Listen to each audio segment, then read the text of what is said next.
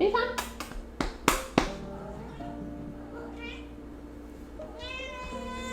Oh, il est avec maman. Tu dis salut. Qui dit salut? Oh oui. OK. Le 3 octobre 1984, la petite Christine Jessop, de 9 ans, disparaît de la ville de Queensville, en Ontario, au Canada. Sa disparition va entraîner l'une des affaires judiciaires les plus importantes au Canada. Des histoires de viols, de meurtres, d'erreurs judiciaires, de cover-up et de satanisme vont venir ponctuer l'enquête. L'affaire s'est conclue en 2020 d'une manière assez inespérée, vous allez voir, et c'est de quoi on va parler aujourd'hui. Vous allez voir, c'est une histoire très longue, assez complexe, beaucoup de détails. J'ai pas eu le choix de mettre des détails de côté, notamment là, dans tout ce qui est procès, parce qu'il y a eu 2 procès, des trucs, c'est ça, j'ai pas eu le choix de les mettre de côté, des informations, des détails que je jugeais, oui, importants, mais pas assez importants pour l'inclure dans ma vidéo parce que ça aurait trop allongé ma vidéo. Mais vraiment, l'essentiel est là pour que vous puissiez comprendre toute l'histoire, là. Vous allez la connaître comme il faut à la fin de la vidéo, n'en doutez pas. Cette histoire, ça fait longtemps que je travaille dessus. J'ai lu ce livre-là pour ma vidéo. J'ai regardé des documentaires aussi. Vraiment, j'ai mis beaucoup de travail sur cette vidéo. C'est, comme vous pouvez voir, une brique. C'est l'un de mes livres de true crime préférés. Je vais en parler à la fin de la vidéo, mais ça s'appelle Red Drum The Innocent par Kirk Macon. On explique en détail ce qui s'est passé. C'est vieux, fait qu'il n'y a pas les nouveaux développements. Ça se trouve sur Amazon. Il n'est pas traduit en français. Mais ceux qui veulent s'embarquer dans une brique, puis c'est détaillé, c'est tellement bon. Je vous le recommande. Mais tu sais, j'ai lu ça sur plusieurs mois parce que j'étais assez occupée là, ces temps-ci. Mon script me demandait aussi plusieurs mois. Je prenais des pauses pour pas le botcher, pour pas le bâcler, pour vraiment bien travailler dessus, pour pas m'écœurer. Tu sais, si je fais juste du script pendant 4-5 jours de suite, je pense pas que ça va être aussi bon. Fait que ça a été un travail de plusieurs mois. Puis voilà, je suis rendue à la partie où je filme. Je suis vraiment contente de m'embarquer là-dedans avec vous. This is not a test.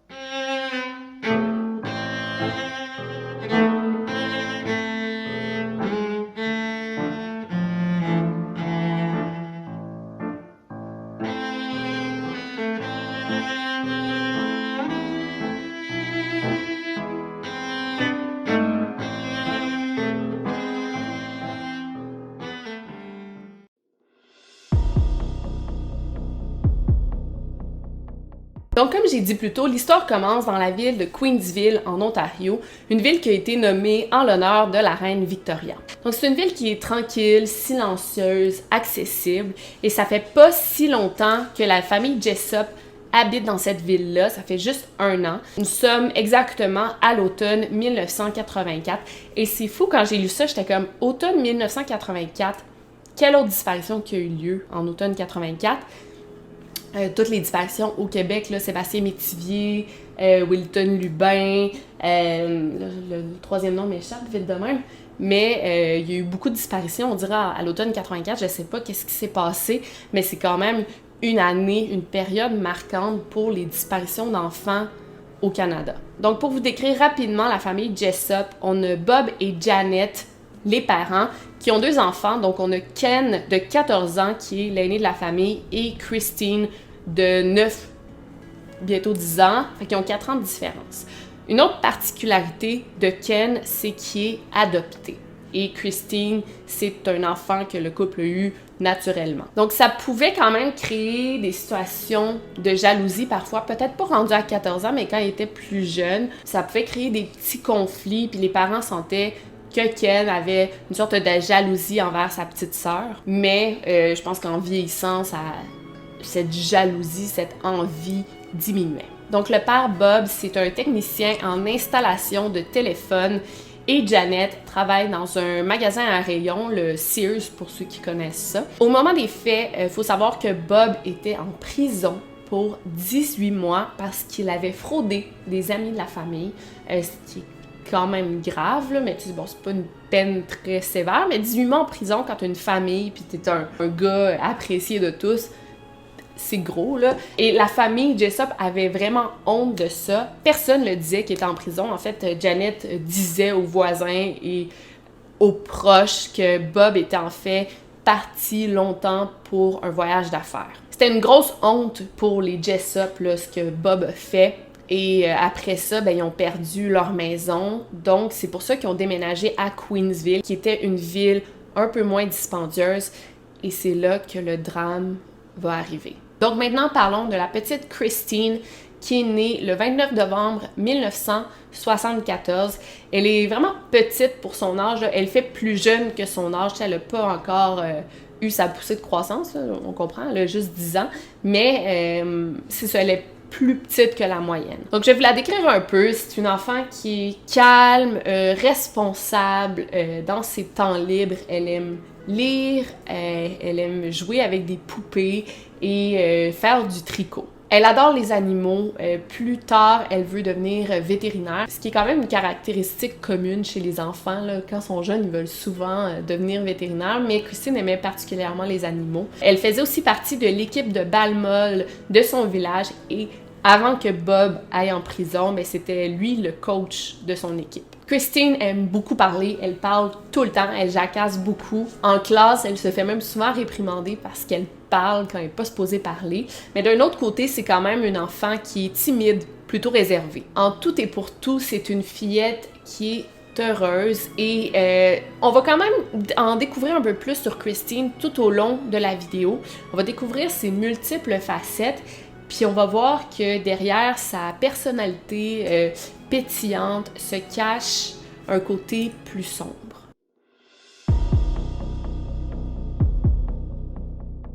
C'est le mercredi 3 octobre 1984 que tout va commencer. C'est une belle journée chaude d'automne, des journées où on veut en profiter parce qu'il nous reste plus beaucoup de journées chaudes.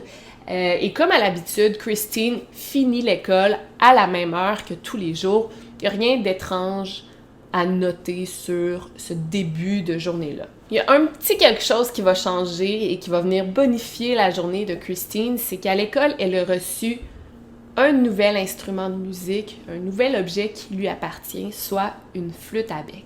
Donc Christine, elle a hâte de voir sa mère et son frère pour leur montrer son nouvel instrument de musique, mais aussi les nouvelles chansons qu'elle a apprises. Quand l'école termine, Christine et son amie Leslie jouent comme une vingtaine de minutes à l'école. Elles restent après l'école, elles jouent ensemble, puis elles se donnent rendez-vous un peu plus tard au parc où elles vont amener leurs poupées et jouer ensemble. Donc, comme à tous les jours, l'autobus scolaire dépose Christine devant chez elle à exactement 15h30.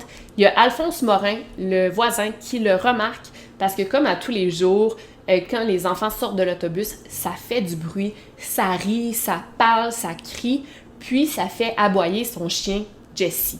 Mais cette journée-là, c'est spécial, ça fait encore plus de bruit que d'habitude parce que les enfants ont tous une flûte à bec, puis ils jouent de la musique dehors, ça rit, ça fait du bruit. Christine passe devant la maison des Morins, ses voisins, comme à tous les jours, elle s'arrête pour flatter le chien Jessie, puis elle rentre chez elle.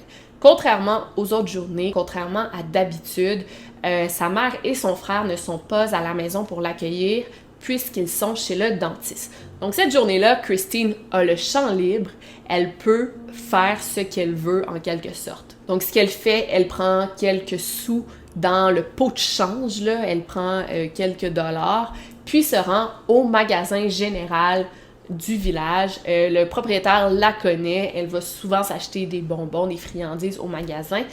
Et cette journée-là, il s'en rappelle particulièrement d'avoir vu Christine parce qu'il avait remarqué que la petite était habillée quand même chaudement pour la température, puis il lui a même demandé si la température s'était refroidie dehors. Donc, on est sûr d'avoir vu Christine vers, je sais pas, 15h40, 15h45 au magasin général. Il y a un autre témoin qui se rappelle aussi d'avoir vu Christine, elle était avec son vélo, il se rappelle de l'avoir vue en train de marcher à côté du vélo. Il y a d'autres témoins là, qui ont été interrogés qui se rappellent d'avoir vu une voiture bleue pâle garée près de la maison des Jessop. Mais à part ça, il n'y a rien d'autre d'anormal à déclarer. Pendant ce temps-là, il y a la petite Leslie qui attend l'appel de Christine parce que les deux filles s'étaient donné rendez-vous. En arrivant à la maison, Christine a essayé de rejoindre Leslie, mais c'était occupé. Elle a raccroché. Ensuite, Leslie a tenté de rejoindre Christine à quelques reprises, mais personne n'a répondu. Donc Leslie s'est dit « Ah, Christine doit être déjà rendue au parc. » Elle s'est rendue au parc pour jouer avec sa poupée, avec Christine également, mais il n'y avait personne. À 16h10, il y a Janet et Ken qui rentrent à la maison du dentiste. Christine n'y est pas, mais ils peuvent voir qu'elle est rentrée depuis son arrivée à l'école car le courrier et le journal ont été rentrés dans la maison et Christine y a laissé son sac à dos. Là, j'ai dit 16h10, ça va vraiment changer l'heure au fil de l'histoire, là. On va revenir un peu là-dessus, mais tu sais, on va se demander s'il était réellement 16h10, mais là, je vais dire cette heure-là pour le moment. Fait qu'on est pas mal sûr qu'il est 16h10 car Ken, quand il est rentré dans la maison, il a regardé sa montre et il était 16h10. Donc c'est pourquoi il l'a remarqué. On sait aussi que Christine est passée par là car on trouve son vélo qui est couché sur le sol dans le cabanon. Le cabanon est relié à la cuisine. Et ça, Janet le remarque tout de suite. Normalement, Christine prenait vraiment soin de son vélo et elle l'accotait contre le congélateur dans le cabanon. Elle l'accotait toujours là, puis là, elle trouve ça bizarre que le vélo soit sur le sol. Elle remarque aussi que le petit pied, comme pour soutenir le vélo, il est plié en deux. Il a été brisé. Un autre détail qui, sur le coup, n'est pas inquiétant, mais par la suite, va l'être, c'est que le petit manteau de Christine est accroché sur la patère, mais il est accroché sur le crochet du haut.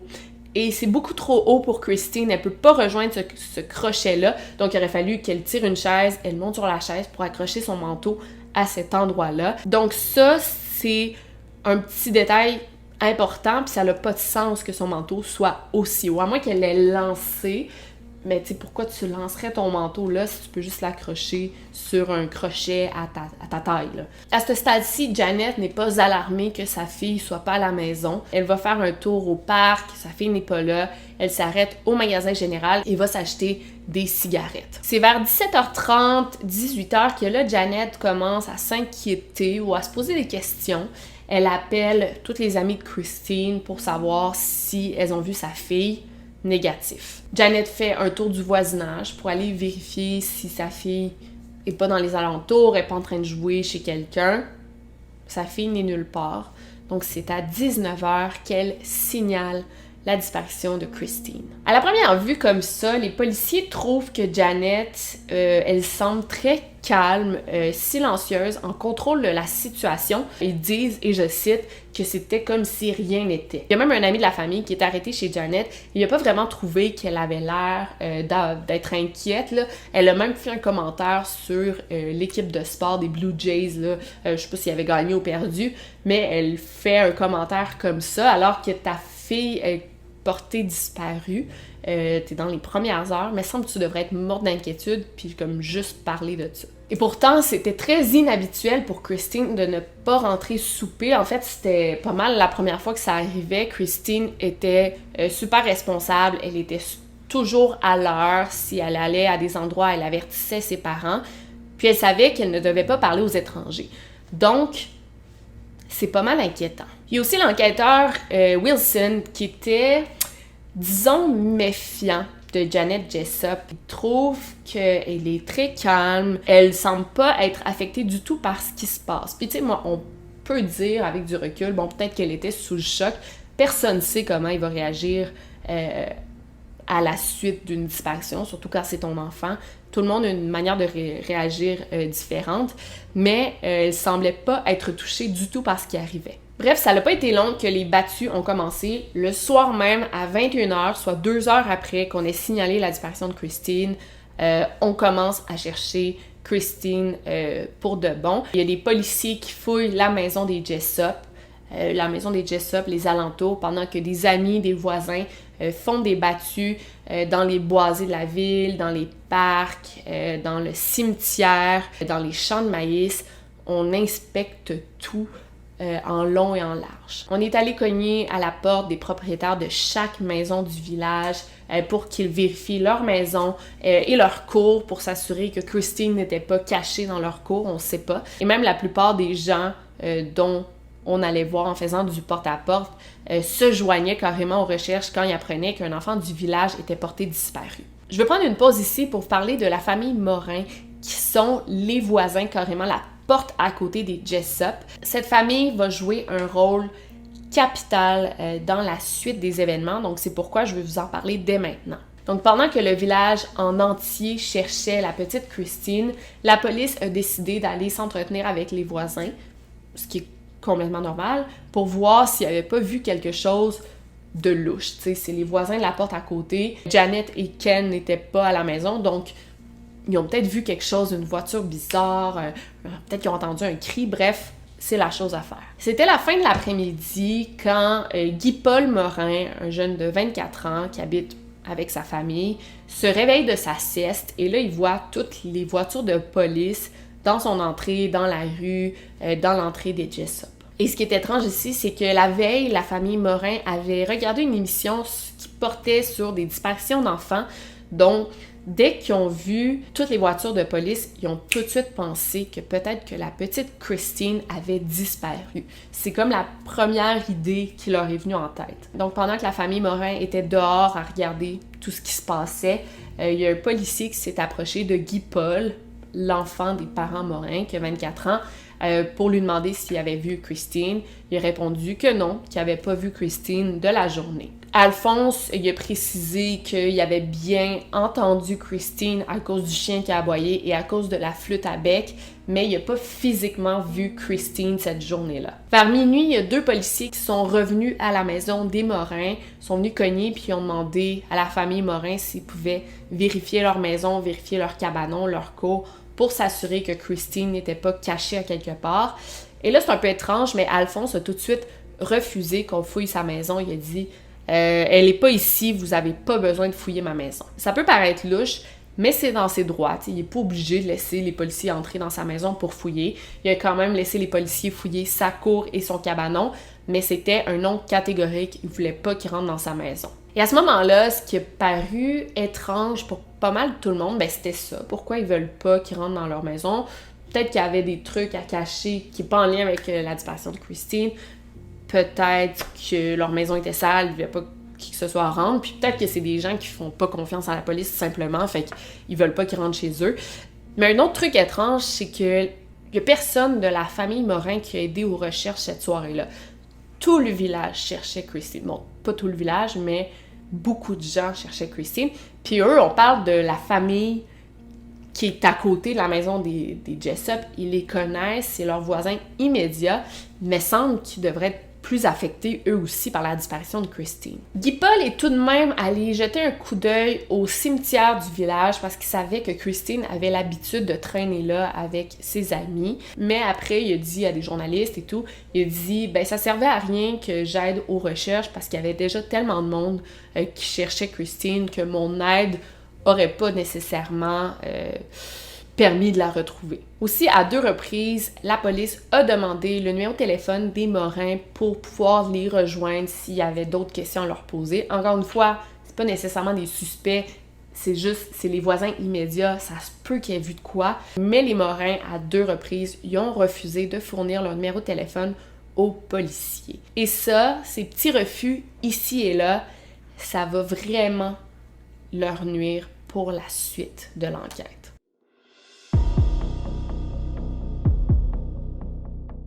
Donc, si on récapitule ici, la petite Christine est sortie de l'autobus à 15h30. Elle a été vue au magasin général par la suite et à 16h10, Ken et Janet sont rentrés à la maison. Donc, ça laisse une fenêtre de temps d'environ 30 minutes pour que la petite Christine disparaisse. Dès le lendemain, les recherches ont repris de bon train. Plusieurs habitants de Queensville qui ont carrément pris congé au travail pour pouvoir aider aux recherches. Et il y avait aussi plusieurs policiers habillés en civil qui participaient aux recherches, mais qui surveillaient aussi les gens qui cherchaient ceux qui pouvaient avoir des comportements étranges au cas où. Le ravisseur, s'il y a un ravisseur, le ravisseur de Christine se cache parmi les bénévoles parce qu'on sait que ça arrive souvent que dans des kidnappings, dans des meurtres, le meurtrier aide carrément la famille à chercher la personne qui a été assassiné, que lui a assassiné. Donc, on gardait ça en tête en cherchant Christine. Déjà là, on parlait de l'une des plus grosses recherches au Canada. Il y avait des avions, des hélicoptères, des chiens, des chevaux. Tout le monde mettait la main à la pâte pour retrouver la petite Christine Jessup. Les policiers enquêtaient même déjà à l'école en interviewant les camarades de classe de Christine. Ils ont saisi ses effets personnels, ses cahiers de notes, pour vraiment tout vérifier si elle n'aurait pas laissé des indices derrière elle. Et plus ça allait, plus les enfants du coin commençaient à avoir peur de sortir de chez eux. Les parents aussi avaient peur de laisser leurs enfants tout seuls dans la rue. Il y a même un petit gars qui a dû consulter un psychologue parce qu'il s'imaginait toujours Christine dans le coin de sa chambre. Il avait peur un peu de Christine. Puis on peut comprendre dans des histoires de disparition. Même moi, quand j'étais jeune, là, on parle en 96, 99, j'imaginais, je vous l'ai déjà dit, mais moi j'avais peur de Julie Surprenant. Pourtant aujourd'hui c'est une disparition qui me touche beaucoup. Je la voyais tellement partout dans les journaux. Puis je pense qu'on a toute une genre d'histoire comme ça que la personne disparue nous faisait un peu peur. Fait que c'est quelque chose qui est quand même marquant pour des enfants quand quelqu'un de leur ville, de leur village, un proche disparaît, c'est même traumatisant, là, je dirais. Et dès le départ, il y a plusieurs options de qui aurait pu en vouloir à Christine. Et c'est fou, mettons, des genres de suspects, ou sans nécessairement être officiellement des suspects, mais des gens qui auraient pu s'en prendre à Christine. Je pourrais en nommer 40 dans cette histoire-là. Là, je les nomme pas tous parce que ça va être une vidéo déjà assez longue, mais écoutez ça, par exemple, le jour de sa disparition, il y a 2 camarades de classe, 2 petites amies, entre guillemets, des amies de Christine, qui lui auraient envoyé une lettre de haine, carrément. Donc c'est vraiment louche. La journée de sa disparition, elle reçoit une lettre de haine de 2 de ses amies, puis elle disparaît le soir. Mais est-ce que ces 2 petites filles-là auraient vraiment pu s'en prendre à Christine? Ça a été vu dans le passé que des enfants tuent d'autres enfants, là, ça serait pas la première fois. Mais c'était pas une hypothèse qui était privilégiée des policiers parce que dès le départ, on pensait déjà à un cas d'agression sexuelle. Donc c'est sûr que 2 petites fillettes qui font de l'intimidation, c'était pas dans la liste de priorités des policiers. Même que selon Janet, Christine agissait quand même différemment depuis quelques temps, même qu'une fois après une partie de balle molle, elle voulait aller rendre visite à sa tante. Puis là, il était 22h30, fait que sa mère a refusé. Puis c'était comme vraiment hors caractère, tu sais, pourquoi elle voudrait aller voir sa tante. Puis avec du recul, on peut se dire peut-être que Christine voulait se confier à sa tante, peut-être qu'elle avait un lourd secret dont elle voulait parler, puis je pense qu'on le saura jamais, malheureusement. En réalité, Christine n'était pas vraiment la fille que ses parents croyaient. Elle se maquillait souvent, en cachette. Elle avait hâte de porter des soutiens-gorge, elle disait des gros mots, elle parlait constamment de garçons. Elle était comme un peu en avance pour son âge. Elle avait seulement 9 ans, mais elle avait hâte comme d'être une adolescente, jeune adulte. Ça veut vraiment rien dire parce que je pense que j'étais comme ça moi aussi. Là, j'étais en avance sur mon âge, puis tu sais, je veux vraiment pas blâmer la victime, puis c'est pas du tout ça que je fais juste décrire elle était comment.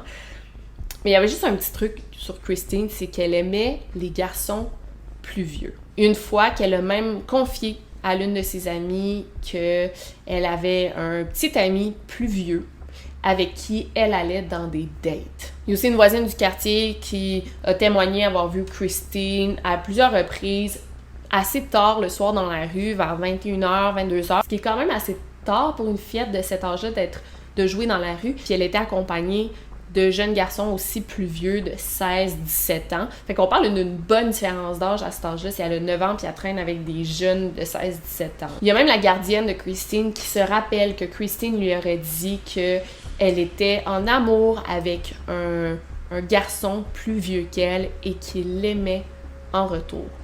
Fait qu'on peut se demander si ces garçons dont Christine avait parlé, ou ce garçon, aurait pu vouloir s'en prendre à elle. Il y a aussi la petite Leslie, l'amie de Christine, qui a beaucoup collaboré avec les policiers. Elle se rappelait de détails quand même importants. Apparemment que quelques jours avant la disparition de Christine, il y avait une voiture blanche qui les avait suivis. Une voiture qui était composée de 2 garçons, 2 femmes. Fait que c'est quand même intéressant. mais ce qui suit l'est encore plus. Toujours quelques jours avant la disparition de Christine, Christine et Leslie jouaient avec une autre fillette de leur âge qu'elles ne connaissaient pas beaucoup, là, c'était comme dans les premières fois qu'elles jouaient avec elle, et apparemment que la fillette aurait dit à Leslie que son grand frère n'aimait pas Christine et il aurait même menacé vouloir lui faire du mal. C'est vraiment louche tout ça, mais attendez, il y a des trucs pires qui s'en viennent. On sait aussi que quelques heures après la disparition de Christine, les Jessup auraient reçu 4 appels anonymes.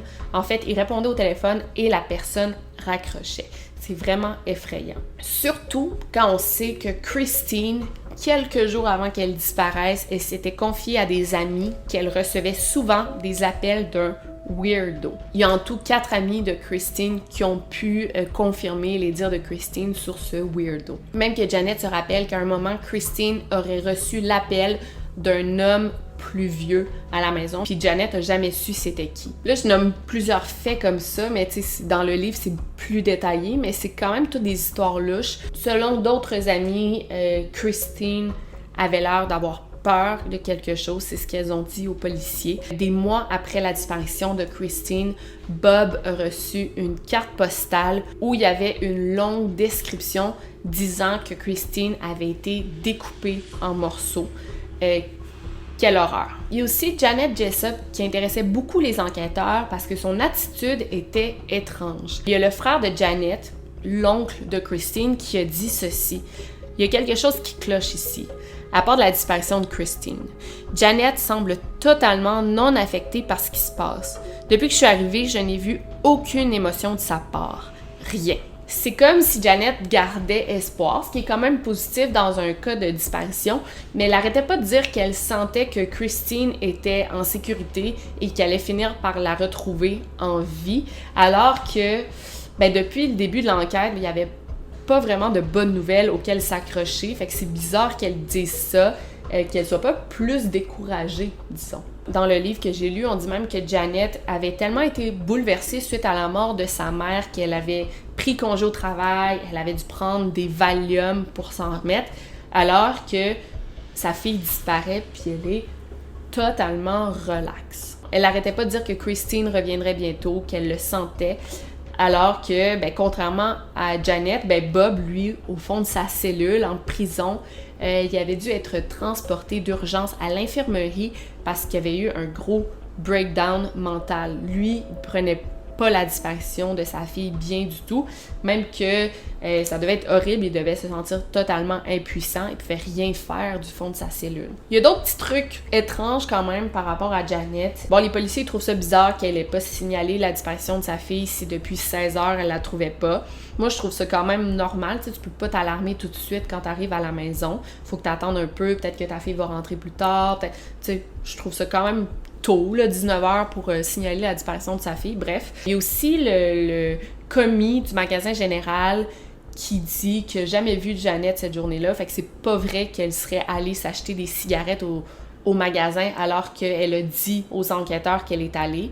Pourquoi elle aurait menti sur ça? C'est quand même bizarre. Un autre truc louche, c'est que la journée de la disparition de Christine, Janet était censée aller rendre visite à son mari en prison, aller voir Bob, et elle était accompagnée, elle était censée être accompagnée d'un bon ami de Bob. Il avait littéralement planifié cette journée-là depuis longtemps. Mais le matin même de la journée de la disparition, elle a appelé l'ami de Bob pour lui dire qu'elle pouvait pas y aller parce qu'elle avait un inconvénient, donc elle a annulé leur visite à Bob. Quand les enquêteurs lui ont demandé pourquoi elle avait annulé, elle a répondu que l'ami de Bob était malade, donc c'est pour ça que lui avait annulé. Fait qu'encore une fois, pourquoi mentir sur un petit détail comme ça? Les policiers ont fait passer le test du polygraphe à Janet pendant 2 heures, ils l'ont pas lâché. Et après que ce soit avéré positif le test, ils ont finalement décidé de concentrer leur enquête ailleurs. Vous allez voir, là, dans cette histoire, je l'ai déjà dit, mais il y a tellement de possibilités de coupables, c'est complètement fou. Par exemple, il y a le père et la belle-mère de Janet qui sont aussi un peu louche dans tout ça. Il y a le père, Gordon Simpson, qui venait tout juste de se marier avec une femme du nom de Hilda, qui était pas vraiment aimée par la famille Jessup. Et quand la famille Jessup a emménagé à Queensville, cette fameuse Hilda aurait dit, et je cite, « Quelque chose de terrible va arriver à Christine dans cette maison ». Et Hilda avait même averti Janet « Ne laisse jamais Christine seule à la maison et sois toujours là quand elle va rentrer de l'école. » C'est comme si elle sentait que quelque chose allait arriver.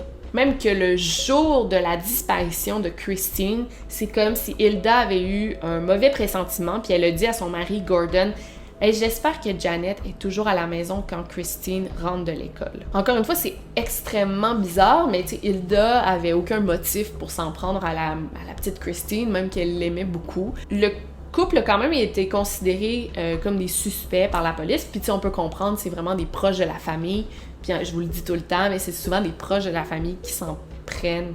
Quand il y a des disparitions ou des meurtres, là, faut soupçonner les membres de la famille. Ils ont tous les deux passé le test du polygraphe. Les deux avaient des alibis assez solides la journée de la disparition, fait que ça peut pas vraiment être eux. Ils ont vite été mis de côté. Fait que tu sais, puis quand je vous dis le test du polygraphe, c'est pas nécessairement une science exacte, puis là on le voit dans ce cas-ci. En fait, tous les membres de la famille presque ont passé les tests du polygraphe. Ils l'ont tous réussi. Et le seul qui a échoué le test du polygraphe, c'est Bob. Puis c'est le seul qui a un alibi vraiment de béton parce qu'il est en prison. Fait que c'est sûr qu'il n'y a rien à voir. À moins qu'il ait engagé quelqu'un, mais bref, c'est sa fille, là, il n'y aurait pas eu de raison pour faire ça. Fait que c'est le seul vraiment qui a échoué le test du polygraphe. Mais après, il l'a dit, j'étais tellement nerveux, puis j'allais tellement pas bien par rapport à la disparition de ma fille que je pouvais pas être normale durant ce test-là. Puis là, j'ai dit, c'est son père, il pourrait pas s'en prendre à sa fille. Je sais que ça arrive quand même régulièrement, là, que des pères tuent leurs filles ou les fassent disparaître, là, c'est pas ça que je dis. Mais dans ce cas-ci, c'est pas ça. Christine a disparu le mercredi et dès le vendredi, il y avait plus de 350 chercheurs qui fouillaient les environs pour trouver Christine. Mais dans la tête de tout le monde, à ce stade-ci, on cherchait plus un corps, malheureusement, qu'une fillette en vie. Et dès le lundi, là, tout le monde le savait, même si personne le disait, c'était plus rendu une enquête pour meurtre qu'une enquête pour une disparition. C'était vraiment une grosse enquête, là. Tous les puits du village ont été cherchés. Plus de 140 délinquants sexuels ont été interviewés et les policiers sont même allés jusqu'à sortir une liste de 1500 personnes dans la région de York, qui est une grosse région. 1500 personnes qui auraient commandé du matériel pornographique par la poste. Tu regardes la porn, ça fait pas de toi un tueur, là, pas du tout. Mais ils se sont dit, OK, il y a un motif sexuel, peut-être d'agression sexuelle.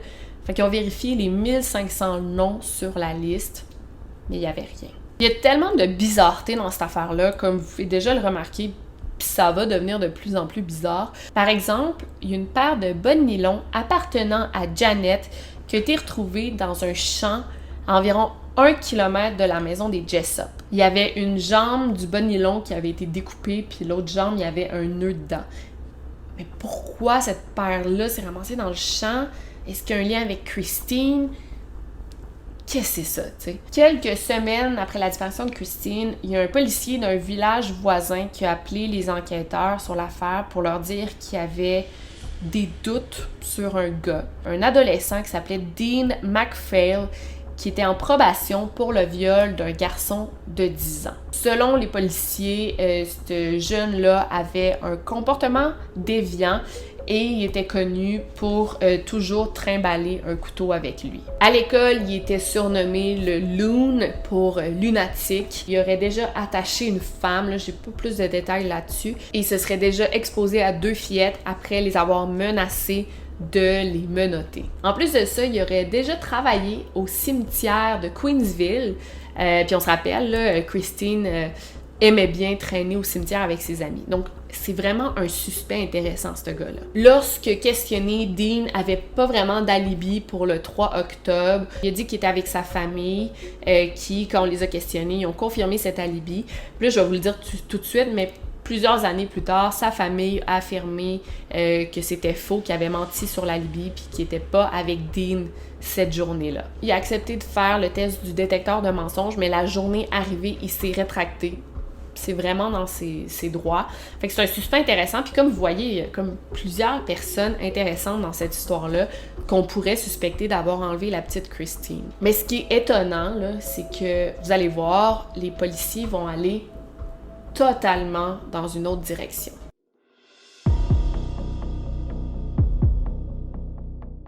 Donc, c'est le 31 décembre 1984 que cette affaire va connaître un dénouement que tout le monde redoutait. Alors qu'un père et son fils marchaient sur un terrain près de leur maison, leur chien s'est mis à s'intéresser drôlement à quelque chose. En s'approchant, le père, qui croyait qu'il avait affaire à un animal mort, s'est carrément dit « C'est qui trouve ça drôle de mettre des vêtements à un cochon mort? » Et plus il s'approchait, plus il réalisait ce à quoi il faisait face, soit le corps en décomposition d'un enfant.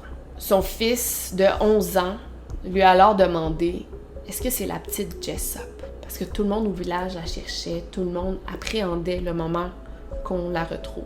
Mais ce qui a plus surpris cet homme-là, c'est qu'il était passé par cet endroit plusieurs fois depuis octobre, même ses voisins sont passés par là plusieurs fois depuis octobre. Pourquoi il n'avait jamais remarqué le corps avant ça? Il est environ 13 heures quand les policiers se sont présentés sur les lieux et ont constaté l'horrible scène devant eux. Je veux pas trop décrire la scène de crime, le corps en décomposition, parce que c'est très triste, mais en même temps, j'ai pas le choix de vous donner certains détails parce que ça va être important pour la suite. Premièrement, c'était pas vraiment un corps qu'on retrouvait, c'était plus des ossements. Donc, la partie supérieure du corps, c'était que des os, et la partie inférieure du corps était un petit peu plus intacte. Et ce qui est le plus macabre dans tout ça, c'est que la victime était couchée sur le dos avec les jambes très écartées. Dans le livre, on disait que c'était comme un wishbone, là.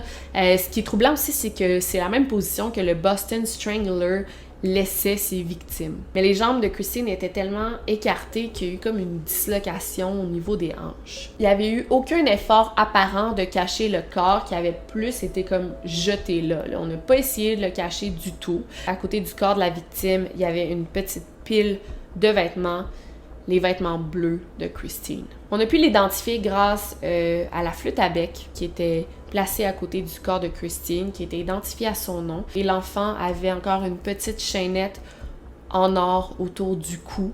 On savait que Christine en portait une, donc ça l'a permis de l'identifier. Donc, malgré que le corps soit dans un état de décomposition très avancé, il a quand même pu révéler des indices assez importants. Premièrement, il y avait une décoloration au niveau du crâne, ce qui voulait dire que Christine avait reçu 2 coups à la tête qui l'ont probablement rendue inconsciente, mais elle était en vie quand elle a reçu ces coups-là. Il y avait aussi 2 trous dans le torse de l'enfant et plusieurs petites coupures sur les ossements, ce qui signifie qu'elle aurait été probablement poignardée à mort. Il y avait aussi plusieurs petites coupures sur ses vêtements, ce qui vient confirmer la cause de sa mort. D'autres indices qui ont permis d'aider l'enquête, c'est que dans la chaînette de Christine, il y avait plusieurs cheveux qui étaient comme enroulés dans la chaînette. La plupart des cheveux appartenaient à Christine, mais il y avait un cheveu foncé, plus épais, qui clairement ne lui appartenait pas.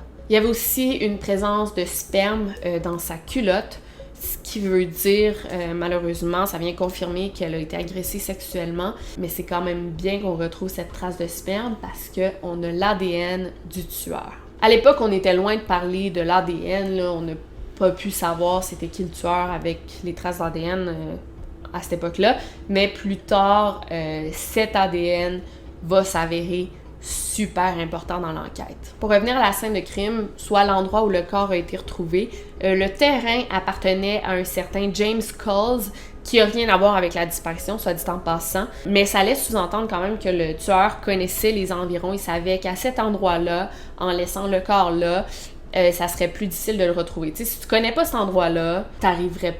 T'sais, ça serait difficile d'y accéder là, si tu connaissais pas l'endroit. Et ce qui est quand même important de mentionner ici, c'est que James Coles, comme le père qui a retrouvé le corps, il affirme qu'il avait passé plusieurs fois par ce terrain-là, là, puis il n'a jamais remarqué qu'il y avait un corps. Il l'aurait remarqué bien avant.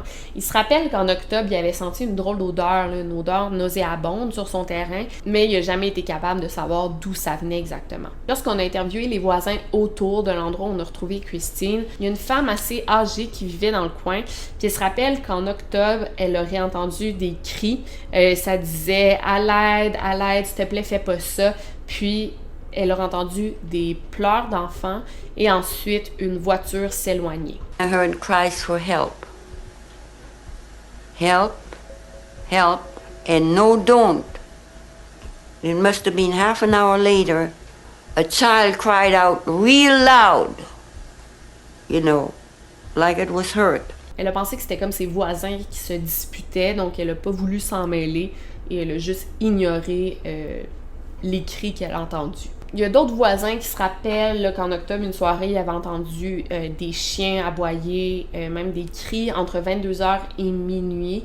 Les cris disaient genre « s'il te plaît, non, fais pas ça », mais ils sont pas sûrs de la date non plus, puis ils sont pas si sûrs d'avoir entendu, là. Tu sais, ça reste quand même flou, là, toute cette situation-là. Ces voisins en question pensaient que c'était aussi d'autres voisins qui se disputaient, ce pourquoi ils n'ont rien fait. C'est quand même fou parce que il me semble à l'époque, c'était vraiment ça. Dans les années 80, t'entendais du monde crier pis t'étais comme « je m'en mêle pas, c'est pas de mes affaires ». Alors qu'aujourd'hui, moi, personnellement, je pense que vous aussi, si vous entendiez « à l'aide, s'il te plaît », des pleurs, t'appellerais la police, là. Après la découverte du corps, les policiers ont décidé de revisiter les potentiels suspects qu'ils avaient en tête. Et l'un de ceux-ci était Guy-Paul Morin, dont je vous ai parlé un peu plus tôt. Il n'y avait pas vraiment de raison de le suspecter, à part que c'était le voisin des Jessup. C'est un gars de 24 ans qui habite encore avec ses parents, donc il trouvait ça assez weird. C'est un gars quand même solitaire, réservé. Mais selon le souvenir des Jessup, Guy-Paul n'avait jamais vraiment parlé à Christine. T'sais, oui, c'était des voisins, mais ils se saluaient même pas, là. C'était jamais, il n'y avait pas de relation entre les deux. Mais les policiers se rappellent très bien que la soirée de la disparition, il n'y a personne des Morins qui ont aidé les Jessup à retrouver Christine et il n'y a personne des Morins qui a assisté aux funérailles non plus. Mais en même temps, il y avait les policiers aux funérailles qui vérifiaient chaque personne. Je pense qu'il y a eu un registre des personnes qui ont assisté aux funérailles. Donc, t'allais aux funérailles, tu pouvais être considéré comme un suspect, ça pouvait être louche, puis tu y allais pas, c'était aussi louche que si t'étais allé. Fait qu'il y a pas vraiment de bon agissement à faire, pas de bonne réponse. Si Guy-Paul était allé aux funérailles, il aurait été suspecté, puis là, il est pas allé, puis il est quand même suspecté. Donc, on va en parler un peu de la famille Morin. Il y a le père Alphonse, sa femme Ida, et leur fils de 24 ans, Guy-Paul Morin, le seul des enfants Morin qui vit toujours à la maison. La famille Morin est vraiment considérée comme la famille weird du coin. La maison est dans un état lamentable. Il y a plein de cochonneries dans leur cour, de la vieille ferraille, des voitures abandonnées. Là, ça doit pas être plaisant de vivre à côté d'eux. Là, c'est comme une vieille cour avec plein de stock. Là. C'était comme gênant et à la limite presque insalubre de vivre à côté d'eux. Puis là, c'est pas moi qui dis ça, là, je les connais pas, mais c'est les voisins autour qui disent ça. We're a very strange family. Like, they were up all night, working in the yard. They were just very strange. What did you think of Guy Paul Morin before all this happened? He just seemed odd. Aussi, il y avait comme un drôle d'horaire, là. Parfois, on regardait vers chez eux, puis il y avait les lumières allumées, il y avait du bruit, puis il était comme 3-4 heures du matin. Mais malgré tout, la famille Morin était quand même très gentille et très généreuse. Une fois, Ida, ou Aïda qu'on dit plus, elle avait donné des légumes de son potager à Janet. Une autre fois, elle avait donné plein de peluches pour que Janet donne à Christine. Ils étaient vraiment loin d'être proches. C'était plus le genre de voisin que quand ils étaient dans la cour en même temps, ils se parlaient un peu au-dessus de la clôture. Mais il n'y avait pas de relation, là. Loin de là. Guy-Paul Morin, c'est un gars qu'on décrit comme solitaire, un peu bizarre, qui n'a pas beaucoup d'amis. Ses passions sont la mécanique, la clarinette, il joue de la clarinette, et il aime beaucoup prendre soin de ses chiens. Il buvait pas, il prenait pas de drogue, il buvait très peu. Mettons, il s'achetait une caisse de 24 bières, puis ça lui durait l'année au complet. C'est le 22 février que Guy-Paul a été interrogé pour la première fois. Il était super calme, il répondait à toutes les questions questions qu'on lui posait, sans savoir qu'à ce moment-là, il était carrément suspecté pour meurtre et qu'il aurait vraiment mieux fait de s'engager un avocat.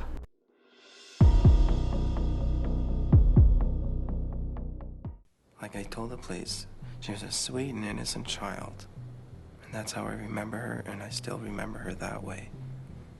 Ça n'a pas été long pour que Guy-Paul Morin soit le principal suspect dans l'affaire, malgré l'absence de motifs et de preuves le reliant au meurtre. La journée de la disparition, le 3 octobre, Guy-Paul Morin est arrivé au travail à 7h56, donc avec 56 minutes de retard, ce qui était plutôt rare. Là. Guy-Paul était vraiment ponctuel, il était très à son affaire pour le travail. En fait, il était comme toujours à l'heure. Ce qui est quand même louche, tout ça, mais tu sais, Christine, elle a disparu vers 16h, là, entre 15h30 et 16h10, fait que même s'il est arrivé en retard le matin, ça change rien. Elle a été vue à l'école. Puis, selon sa carte de temps, il a terminé à exactement 15h32.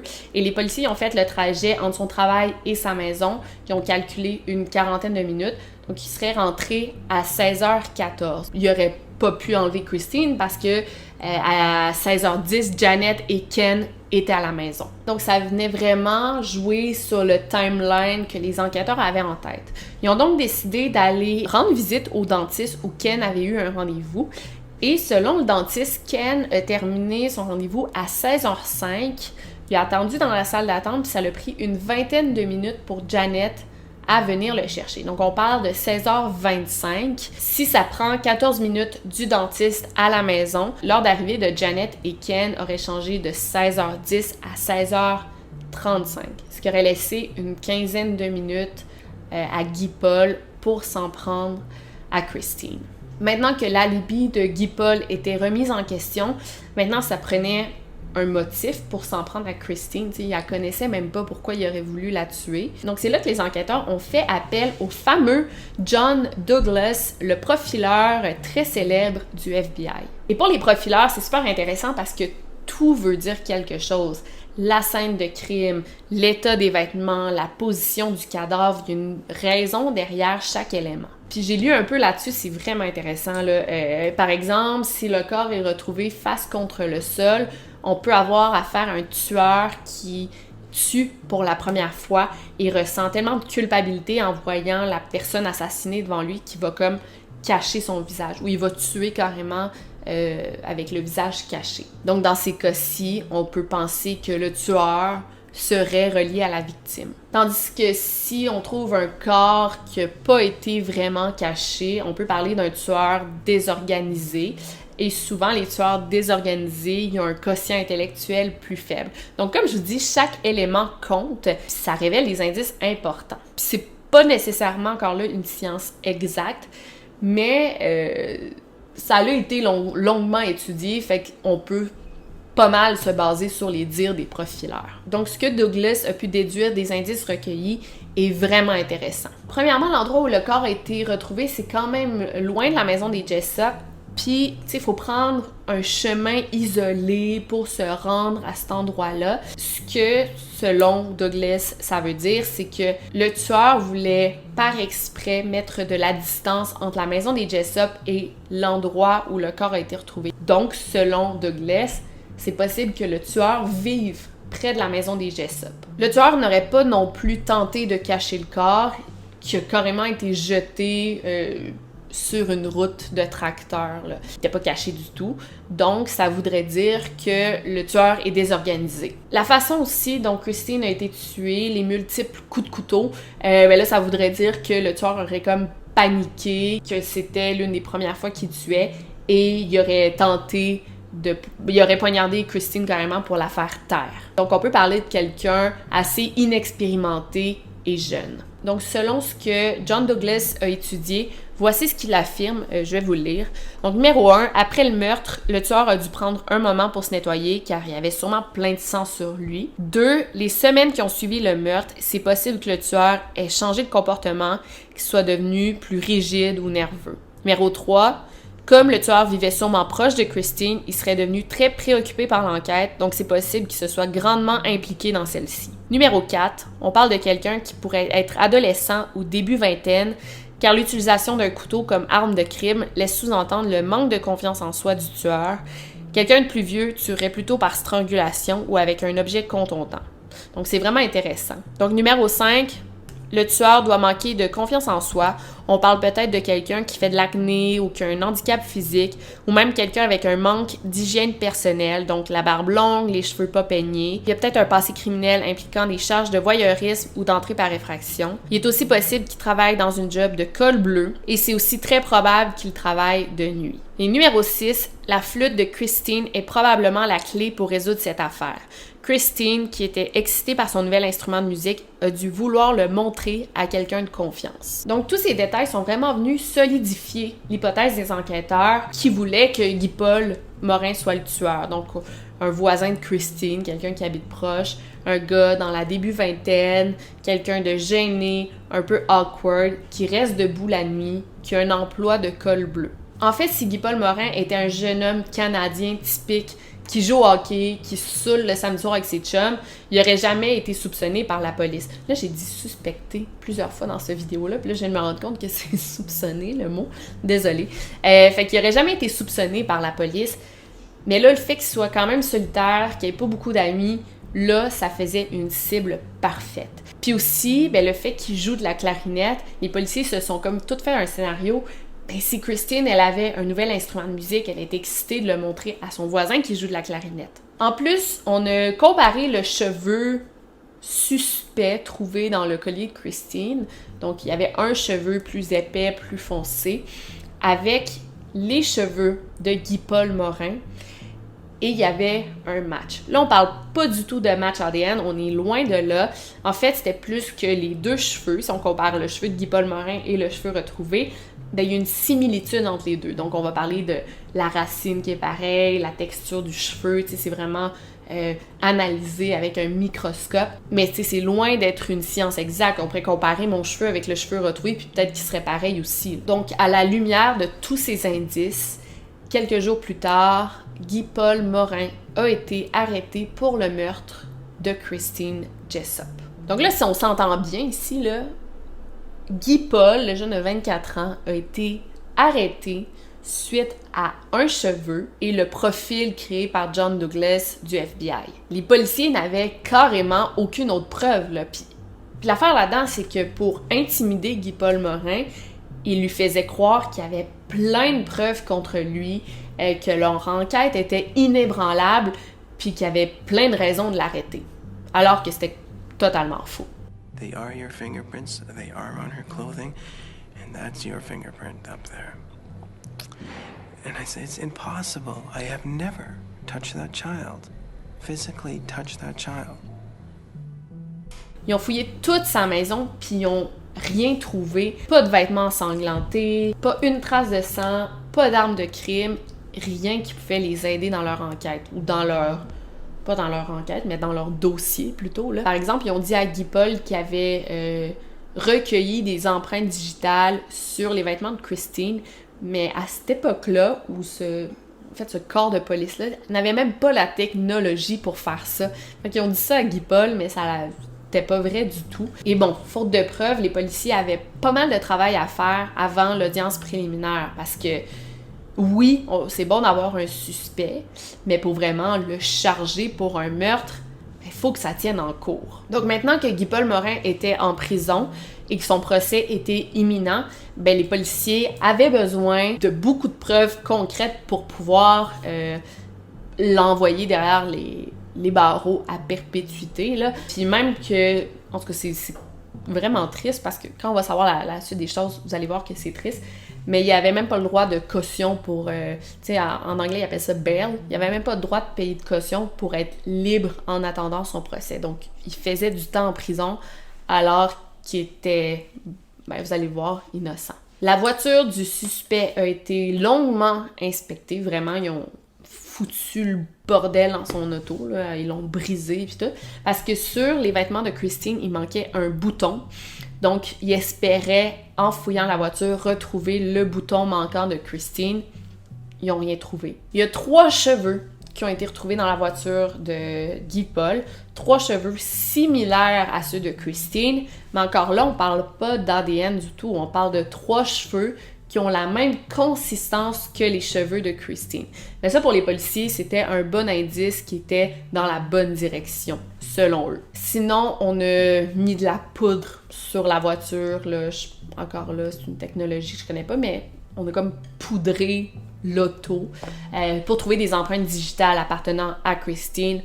On n'a rien trouvé. Un autre truc qu'on a fait, ce fut d'analyser toutes les paires de chaussures dans la maison de Guy-Paul Morin. Parce qu'en dessous de la chaussure, il va y avoir un peu de terre. Puis on a comparé la terre sur les chaussures de Guy-Paul Morin avec la terre sur la scène de crime. Il n'y avait aucun match. Donc, comme vous pouvez voir, le dossier contre Guy-Paul Morin était très mince. On a aussi demandé à Guy-Paul Morin de se soumettre à un test de polygraphie, même si c'est pas recevable en cours. Ça peut quand même pointer les enquêteurs dans la bonne direction. Est-ce qu'on enquête sur le bon gars? Est-ce qu'on va découvrir des indices en lui posant des questions par rapport à ses réponses? Ça va nous donner une bonne idée vers où se diriger. Mais malheureusement pour eux, le test n'a pas été positif ni négatif, mais bien inconcluant, pas concluant. Ce qui est le plus fâchant dans cette histoire-là, c'est que tous les autres suspects, puis je vous en ai nommé plusieurs, puis il y en a même certains que j'ai pas nommés, tous les autres suspects dans cette histoire-là n'ont pas été enquêtés par la police, 0 puis une barre, tellement qu'ils se concentraient juste sur Guy-Paul Morin. Par exemple, il y a un homme qui a appelé la police pour leur dire qu'il habitait très près de l'endroit où le corps a été retrouvé. Il se rappelle d'une soirée qui, quelques jours après le 3 octobre, après la disparition, il a vu une voiture stationnée près de chez lui, une Oldsmobile bleue, dont le coffre était ouvert. L'homme est allé voir ce qui se passait, puis c'est là qu'il a entendu comme un bruit dans les buissons, ou derrière les buissons, comme si quelqu'un jouait un peu dans les feuilles. Et là, il a vu sortir un homme qui était très grand et très bâti, qui était essoufflé. Quand l'homme très grand, très gros, là, essoufflé, il a vu l'autre homme, il a été surpris et il est tout de suite allé fermer le coffre de sa voiture. Peut-être qu'à ce moment-là, le propriétaire de la Oldsmobile, si c'est lui le coupable, là, mais peut-être qu'il était en train d'enterrer le corps de Christine, mais comme il s'est fait surprendre, il a décidé de changer d'emplacement puis il l'a réenterré à un autre endroit. Les enquêteurs, quand ils ont reçu cet appel-là, ils ont dit qu'ils allaient envoyer des policiers faire un rapport sur son témoignage, mais ils ne sont jamais allés. C'est faux parce qu'il était tellement persuadé que c'était Guy-Paul Morin qui ont même envoyé 2 policiers à différents moments, là, des policiers undercover pour partager la cellule avec Guy-Paul Morin. Moi, je savais même pas que ça se faisait. En fait, je savais, c'est la technique Mr. Bing, mais dans la prison, on voyait un policier undercover pendant plusieurs semaines là, pour soutirer une confidence. Ça doit demander quand même de l'argent, du temps. Mais les policiers ont fait ça. Puis il espérait soutirer des informations à Guy-Paul Morin, mais lui, il a toujours affirmé qu'il était innocent, même qu'à un moment, le prisonnier policier, il a tendu la perche à Guy-Paul Morin, puis il a dit « Avoue que tu l'as tué ». Puis Guy-Paul Morin, il a carrément dit « Non, je suis innocent ». Puis jamais il soupçonnait que c'était des policiers, pas du tout. Là. Pour changer de sujet un peu, je veux vous raconter un événement que j'ai trouvé complètement fou dans cette histoire-là, puis je peux pas passer à côté, faut que je vous le dise, là, même si ça n'a pas vraiment de lien avec Guy-Paul Morin.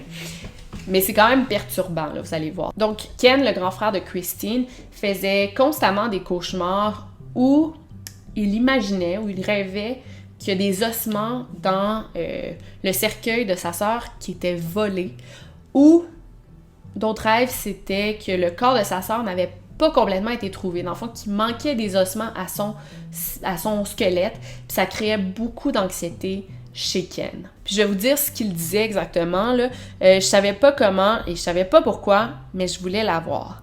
C'était quelque chose d'effrayant parce que tu veux pas avoir l'air d'un freak en parlant. Mon père me disait « Pourquoi tu te sens comme ça? Elle a été toute retrouvée. La police a trouvé, ne t'inquiète pas. » Mais Ken était vraiment pas bien. Donc à cause des rêves récurrents de Ken, Bob et Janet ont décidé d'aller parler aux enquêteurs et leur poser la question, est-ce que la scène de crime a réellement été fouillé là, en entier.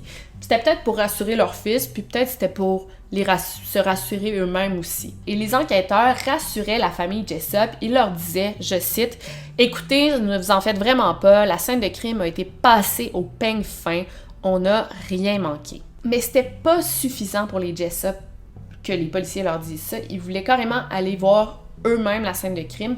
Puis je peux comprendre, dans un processus de deuil aussi particulier de celui-ci, je pense que tu veux aller voir la scène de crime, tu veux juste t'assurer que tout est beau. Les policiers essayaient de dissuader la famille Jessup d'y aller. Ils disaient « Mais non, allez pas là, c'est glauque, ça va juste vous créer des traumatismes. » Mais la famille Jessup a quand même décidé d'aller faire un tour sur la scène où on a retrouvé le corps. Les enquêteurs ont renchéri. N'allez pas là, c'est morbide, ça sert à rien. Mais les Jessup voulaient avoir l'esprit tranquille. Donc sur place, c'était très glauque, très morbide. Ce fut extrêmement difficile pour les Jessup de retourner là, mais ça faisait partie de leur processus de deuil. Et écoutez la suite, ça n'a pas pris 30 minutes sur place qu'à un moment, les Jessup ont juste comme baissé les yeux à terre et ils ont retrouvé des ossements. I was convinced that she wasn't all in the grave, and we went out and looked around a bit, and I looked down, there were just a pile of bones, or not a pile, a few bones right at my feet. And I have no explanation for it. I have no explanation whatsoever. Ça n'a pas de sens, c'est un énorme champ perdu, il n'y a rien, et à l'endroit où ils sont, ils baissent les yeux et voient des ossements. Ils ont ramené ce qu'ils ont retrouvé à la police, complètement furieux, et ils ont dit à la police, et je cite, « Un enfant de la maternelle aurait pu les retrouver. » Effectivement, ils ont testé les ossements plusieurs années plus tard, même pas sur le coup. Là. Plusieurs années plus tard, ils ont testé les ossements. C'était eux de Christine Jessup. Puis ça, cet événement-là, veut pas, ça a vraiment créé une brèche entre les enquêteurs et la famille Jessup.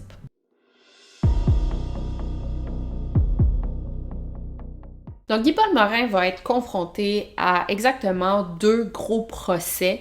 Le premier a commencé le 7 janvier 1986 et il a duré exactement 1 mois. En gros, là, les arguments que les procureurs avaient contre Guy-Paul Morin, c'était le cheveu retrouvé dans le collier de Christine qui ressemblait aux cheveux de Morin, qui avait plusieurs similitudes, et les 3 cheveux retrouvés dans la voiture de Morin qui ressemblait à ceux de Christine. Il y a plusieurs détails aussi que je vais passer, mais mettons, ils l'ont fait analyser par un psychiatre, par plusieurs psychiatres qui ont déterminé que Guy-Paul Morin était schizophrène. Après, ça a été démenti, tout ça, mais à ce procès-là, ils ont fait passer Guy-Paul Morin pour un schizophrène alors qu'il ne l'était pas. On a aussi retrouvé des fibres sur les vêtements de Christine. Ça, on parle de fibres microscopiques qui ont été retrouvées ou qui ressemblaient aux fibres retrouvées dans la voiture de Guy-Paul Morin. Encore là, je le dis comme beaucoup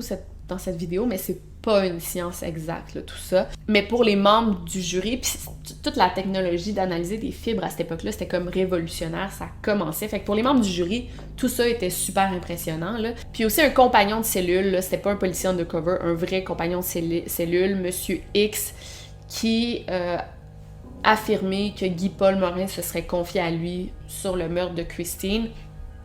Mais c'est vraiment le témoignage de ce prisonnier-là, de ce détenu contre Guy-Paul Morin. Puis plus tard, on a pu reconnaître que cet homme-là, Monsieur X, c'est un menteur compulsif. Ça a été dans le 2e procès qu'on a démenti les dires de Monsieur X. Pour la défense, tout se jouait vraiment dans la ligne du temps. Guy-Paul a fini à 15h32 le travail, le temps qu'il se rende à la maison, apparemment qu'il s'est arrêté pour faire des courses avant. Après, ça a été comme démenti, là, toute la ligne du temps. Donc, Janet et Ken seraient arrivés à 16h10. Les policiers disent que c'est plus 16h32. C'est flou tout ça, puis je veux pas trop rentrer dans les détails. Mais pour la défense, tout se joue dans la ligne du temps, puis c'est clair pour eux. Guy-Paul n'aurait pas eu le temps d'enlever la petite Christine. Et pensez-y bien, c'est complètement ridicule parce que, tu sais, Guy-Paul, s'il avait enlevé Christine, il aurait pris l'énorme risque que Janet rentre à la maison à tout moment. Il savait pas que Janet était chez le dentiste, fait qu'elle aurait pu rentrer à la maison n'importe quand. Puis en plus de ça, il y avait le risque, il prenait le risque aussi que ses parents le voient par la fenêtre de la cuisine. Ses parents étaient à la maison, fait qu'il aurait très bien pu s'en rendre... Il s'en serait rendu compte, là. Fait que tout ça, ça n'a pas tant de sens. Je veux pas trop m'attarder sur ce procès-là, ni sur les deux procès, parce que c'est pas ça l'angle total de ma vidéo. Puis aussi, j'ai encore beaucoup d'informations à dire. Là, je suis en train... Il me reste une dizaine de pages, là, fait que, sur 22. Fait que je veux pas trop m'attarder sur ça. Il y a beaucoup d'autres informations à véhiculer dans cette affaire. Mais après environ 24 heures, le jury a pris une décision et Guy-Paul Morin était non coupable. Ça peut sembler être une bonne nouvelle, mais ce que Guy-Paul Morin et sa famille ne savaient pas, c'est que leur combat pour prouver l'innocence de Guy-Paul ne faisait que commencer. You knew they were going to come and get him again. Oh, yes. That wasn't finished. That was just the tip of the iceberg. That was just the beginning. That's how we felt about it. It wasn't going to be laid to rest overnight. Les coûts des avocats avaient complètement drainé leurs économies. Et ils devaient malheureusement se préparer à une autre éventualité, soit que les Jessup décident d'aller en appel. Et ça peut paraître complètement fou et impossible. Aller 2 fois en cours pour le même meurtre en accusant 2 fois le même gars, on dirait que ça paraît out of this world, là, je sais pas comment le dire. C'est presque du jamais vu, mais c'est loin d'être impossible. Mais les Jessup l'ont dit carrément. La remise en liberté de Guy-Paul Morin suite au verdict de non-culpabilité, ce fut aussi dur, sinon plus dur, que le jour du meurtre de Christine. Ils voulaient de la justice pour leur enfant et ils voulaient à tout prix faire payer Guy-Paul Morin. Guy-Paul Moran killed her. Donc Guy-Paul, lui, travaillait des heures supplémentaires pour rembourser les frais d'avocat que ses parents avaient payés, mais aussi pour se préparer à engager d'autres avocats s'il y avait un deuxième procès, puis il était pas mal sûr qu'il allait en avoir un. Mais surtout, imaginez à quel point ça devait être pénible et awkward. Les deux familles, là, ils vivaient encore un à côté de l'autre. C'était rendu des ennemis jurés, mais chaque jour, ils se voyaient, ils s'envoyaient chier. Mettons, ils tondaient le gazon la nuit pour faire chier l'autre famille. C'était comme pénible, enfantin, mais tu sais, dans les circonstances, on peut comprendre aussi. Imaginez-vous, pour les Morin, ben, ils vivaient à côté de la famille qui a tenté de gâcher leur vie. Mais pour les Jessup, ils vivaient à côté du tueur de leur fille, là. C'est complètement cinglé. Et finalement, ben, au fond, pour les habitants de Queensville, ils espéraient un peu que ça soit Guy-Paul Morin parce que ben, ils voulaient de la justice pour Christine Jessup. Mais là, vu qu'il était jugé non coupable et remis en liberté, ben, ça voulait dire que le réel tueur de la petite était encore en liberté, puis qu'on n'avait juste pas accusé le bon gars, puis ça voulait dire que la ville de Queensville était comme encore en danger, là. Well, I think it's terrible that he got off. Personally, I think he should be hung. The real estate value of Queensville is going to drop dramatically. You know, the bottom's going to drop right. I think he's guilty. Yeah, we can't say that. No, we can't say that, no, but the police arrested him, right? Finalement, c'est le 5 juin 1987 qu'on a annoncé qu'il y aurait un deuxième procès. Depuis sa remise en liberté, Guy-Paul s'isolait complètement. Il voulait pas répondre aux journalistes. Il s'isolait, il était juste en compagnie de sa famille et ses amis très proches. Et quand il y a eu l'annonce du deuxième procès, il s'est mis à pleurer. Puis il a dit, c'est quand que le cauchemar va finir. Everyone's looking at you. You say one word improperly, it's logged. And if you're not a linguist or articulate, it's used against you. Au moins, on lui a accordé le droit de payer la caution pour être libre jusqu'à son deuxième procès. C'était comme 40 000 là, en 87, là, c'est énorme.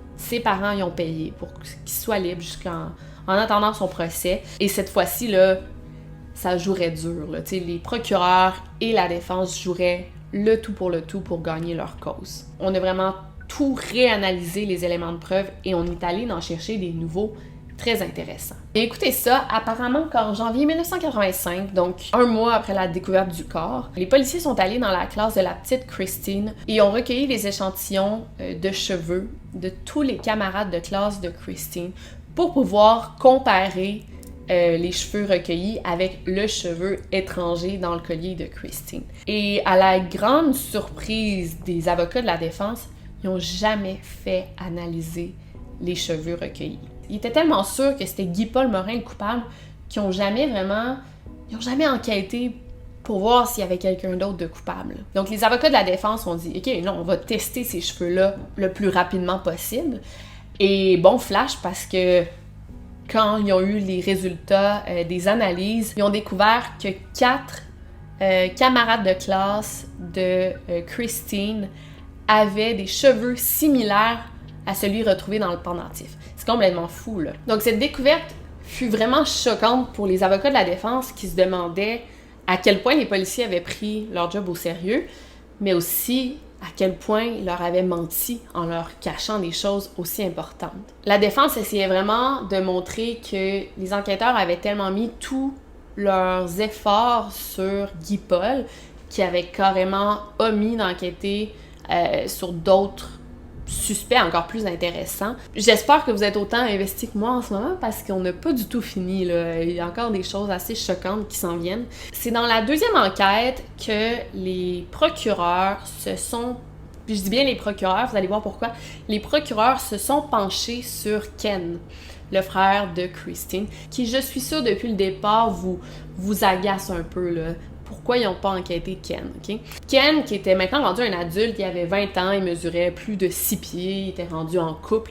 Tu sais, c'était plus la même game parce que sa sœur a disparu, il avait 14 ans, il était rendu dans la vingtaine. Adolescent, Ken avait été très, très troublé par la disparition de sa sœur, on peut comprendre, mais comme extrêmement troublé, c'était comme s'il avait jamais pu s'en remettre. Puis on regarde des entrevues qu'il a données plusieurs années après, puis c'est comme si c'était arrivé la veille, là. C'est comme si... C'est ça, il s'en est jamais remis. Donc bien sûr, selon la ligne du temps, il aurait jamais pu tuer sa sœur lui-même parce qu'il était au dentiste quand c'est arrivé. Est-ce qu'il disait toute la vérité aux policiers? Est-ce qu'il y avait des choses qu'il cachait? Eh bien, lorsque interrogé à nouveau par la police, c'est là que Ken a dévoilé un secret qu'il gardait depuis plusieurs années. En fait, c'est lui qui a demandé de parler aux policiers pour leur dire qu'il y avait quelque chose d'important à leur dire.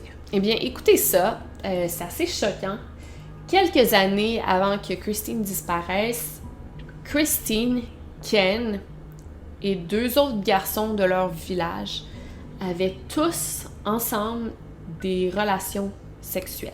Ce qui est très choquant, considérant que tout ça a commencé alors qu'ils étaient tous des enfants. Et là, on peut se demander pourquoi Ken a décidé d'avouer tout ça après plusieurs années, rendu dans la vingtaine. C'est humiliant pour lui de dire ça. En fait, il voulait montrer aux policiers que Christine était loin d'être la petite fille naïve, la petite victime parfaite. Puis là, ça, c'est ce qu'il dit, et c'est ce qui est dit dans le livre. C'est pas moi qui dis ça.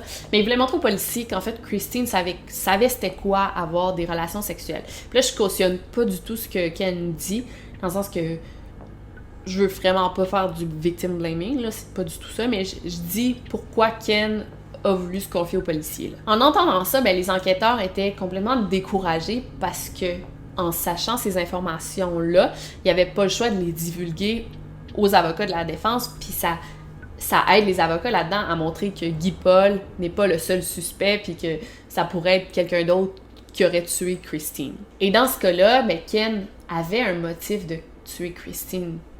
Il aurait peut-être voulu la tuer ou la faire tuer pour la faire taire, pour pas qu'elle révèle ses secrets. Donc, Ken avait 7 ans quand tout a commencé. Il avait des relations avec sa petite sœur de 3 ans, 3-4 ans à l'époque. Un autre garçon, Bill, de son âge à lui, donc 7 ans aussi. Et le grand frère de Bill, Al, qui avait 3 ans de plus vieux, donc 10 ans à l'époque. Mais ça a duré quand même plusieurs années. Et les garçons, Bill et Al, c'était des enfants, des amis des parents, des amis de la famille. Puis là, on parle pas de jouer au docteur puis de touche-pipi, là. Non, on parlait de sodomie puis de fellation. C'était des relations sexuelle complète. Donc tout ça s'est terminé quand les Jessup ont déménagé à Queensville, soit 1 an avant que Christine disparaisse. Alors que les Jessup vivaient à Queensville, là, je me rappelle plus si c'est Bill ou Al, mais un des deux frères visitait la famille Jessup à plusieurs reprises, et apparemment qu'aux funérailles, là, il s'est mis complètement sous. Il était comme pas du tout dans son état naturel. Tu sais, la disparition de Christine, ou en fait la mort de Christine, l'a beaucoup troublé. Et là, écoutez bien ça, la veille de la disparition de Christine a demandé à sa mère de parler à Bev Hall, la mère des 2 garçons. Janet comprenait pas du tout pourquoi Christine voulait parler à son amie à elle, à la mère, à Janet, là. Fait qu'elle comprenait pas, elle a demandé à Christine pourquoi, Christine n'a pas voulu répondre, donc là, Janet a dit « Ben non, tu sais, tu lui parleras une autre fois. » Donc, est-ce que c'était pour que Christine dise à Bev qu'elle avait eu des relations sexuelles avec ces 2 garçons? On le sait pas, puis on le saura jamais, en fait. Lorsque questionné, en théorie, les 3 garçons avaient des alibis. Donc, Ken, il était chez le dentiste et les 2 autres garçons, ils étaient à l'école qui est située à des kilomètres de Queensville. Mais en même temps, il n'y a aucun moyen de savoir si les 2 garçons n'ont pas quitté l'école plus tôt pour se rendre à Queensville pour enlever Christine. T'sais, on peut pas le savoir. Puis, I guess qu'on le saura jamais parce que les enquêteurs n'ont pas creusé cette piste-là davantage. Puis quand je vous dis que cette histoire-là, cette affaire-là est pleine de rebondissements, pleine d'anecdotes, pleine de choses weird, il y a une histoire qui suit. Une histoire qui a un lien, vous allez voir, mais faut que je vous la raconte, c'est trop intriguant, c'est trop bizarre. Écoutez bien, là, c'est plein de détails, là, mais écoutez, ça vaut la peine. Donc, il y a la famille Brock qui est un peu sortie de nulle part là, dans la 2e enquête. La famille est constituée de 3 sœurs, donc April, Anne, puis France, là. Et France, 2 filles, Wanda et Linda. Toutes les femmes vivent près de Queensville, mais dans des endroits assez éloignés, là. Il y en avait une qui vivait à Hamilton, une autre qui vit à Toronto. Bref, elles vivent toutes en Ontario, qui est une très, très grosse province, mais elles vivent toutes dans la même province. C'est important de dire que les 5 femmes, c'est toutes des femmes très éduquées, avec des études supérieures. C'est des femmes qui parlent bien, qui s'expriment bien, qui ont de la classe, qui sont équilibrées, qui sont bien établies dans la vie, donc des bons emplois, des vies de famille. Il y en a une qui a des problèmes psychologiques, mais sinon, il n'y a rien à déclarer sur ces femmes-là. C'est important de le dire parce qu'il n'y a aucune de ces femmes-là qui gagnerait quoi que ce soit en inventant des choses, en disant des mensonges. Et bon, la figure centrale de cette famille-là, c'est Dan Brock, le père des 3 femmes et le grand-père de Wanda et Linda, qui est décédé, lui, à la fin des années 88. Tout a commencé quand April s'est mise à avoir des flashs, comme des visions de son père qui l'agressait sexuellement. Jamais avant ça, elle y avait pensé, elle avait réalisé, mais là, elle avait plein d'images de son père qui l'agressait sexuellement. Puis comme je vous dis, c'était comme des visions, là, ça venait la réveiller la nuit. Elle a décidé d'en parler à sa sœur plus vieille, Anne, l'aînée de la famille, qui, à sa grande surprise, avait le même genre de vision. Les 2 voyaient des images de leur père, Dan, qui les agressait sexuellement. Mais là, on parle pas juste d'agression sexuelle, mais en fait, juste, c'est gros, là, d'agression sexuelle, mais on parle pas seulement de ça, on parlait aussi d'images beaucoup plus sombres, des cris d'enfants, des cris de détresse, du sang qui gicle, des incantations de sectes. C'était des images vraiment sombres, un peu farfelues. Fait que les 2 avaient le même type de vision. Anne, elle voyait des images de son père qui l'abusait sexuellement, mais qui l'obligeait aussi à avoir des relations sexuelles avec d'autres personnes. En parlant avec leur autre sœur, France, elles ont découvert qu'elle avait aussi ce type de vision, mais pour elle, c'était beaucoup plus clair parce que c'est la plus jeune. Elle imaginait son père qui assassinait une fillette qui était, là, ils ont fait des recherches là, selon la description, qui était en fait une enfant qui a disparu quelques années plus tôt à Hamilton, en Ontario, une certaine Marianne Chouette. Et quand les filles ont fait leurs recherches, ils ont découvert que cette fameuse Marianne Chouette, qui voyait se faire assassiner dans leur rêve, leur vision, c'est une jeune fille qui s'est faite kidnapper en 1967. La fillette s'était faite embarquer de force dans une voiture puis avait carrément disparu. Il y a eu un portrait robot du ravisseur et les filles sont restées vraiment surprises parce qu'il ressemblait à leur père comme 2 gouttes d'eau. Donc France était vraiment en train de tout questionner, elle aussi, parce qu'elle avait laissé ses 2 filles, Wanda et Linda, à plusieurs reprises avec son père pour qu'il les garde. Lorsqu'elle a questionné ses filles, elle fut horrifiée d'apprendre que ces 2 filles, maintenant rendues dans la mi-vingtaine, avaient, elles aussi, été agressées sexuellement par Dan, leur grand-père. Les 3 femmes se sont rendues immédiatement au poste de police pour raconter ce qu'elles voyaient. Puis encore là, c'est juste des souvenirs, des flashbacks. Là. Donc, elles ont raconté ce qu'elles voyaient dans leur tête. Là, on parlait de sectes, on parlait de plusieurs personnes qui étaient mêlées à ça. Elles ont raconté qu'elles étaient sûres que c'était leur père qui avait kidnappé et tué la petite Marianne Chouette. Non seulement elle, mais elle parlait aussi d'un certain Dimitri Rossini, un homme sourd et muet du coin. Puis les femmes avaient des visions de cet homme-là, là.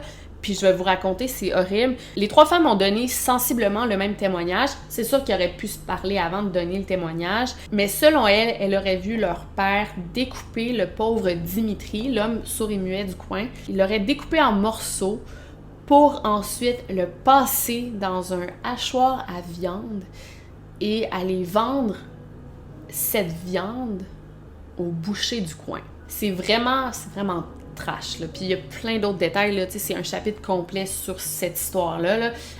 Il y a plein d'autres détails dégueulasses, là. Donc les 5 femmes ont été hypnotisées, là, carrément par la police, puis il y avait des nouveaux souvenirs qui venaient dans leur tête, qui apparaissaient, qui les menaient à des endroits, des vieilles maisons, des terrains, où elle faisait des expéditions, là, puis elle allait creuser à la recherche de corps ou d'indices pouvant venir appuyer leur vision. Et encore une fois, là, c'était vraiment des visions très intenses qui impliquaient des meurtres d'enfants, agressions sexuelles, torture, sectes, cannibalisme.